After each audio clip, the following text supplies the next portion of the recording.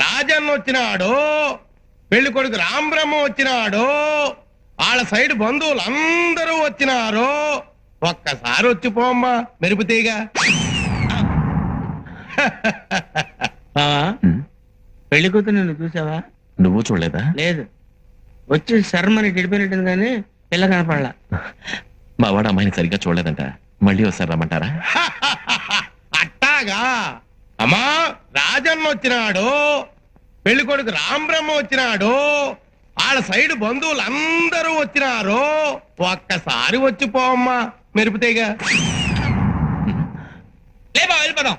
తప్పురా. తప్పేంటండి? ఇందాక చీర కనపడింది, ఇప్పుడు అసలు ఏమీ కనపడలా. ఏమి చూడకుండా పెళ్లి చేసుకుంటావా? పిల్లకి కొంచెం సిగ్గెక్కువ, తుర్రుమంటది, అందుకే మెరుపుతీగని పేరు పెట్టిన. మీరు ఏ పేరు పెట్టుకుంటే మాకెందుకండి? పెళ్లి చూపుల తర్వాత ఆ పిల్ల ఎదురుగా కూర్చొని నేను కూర్చొని లుక్స్ మాత్రం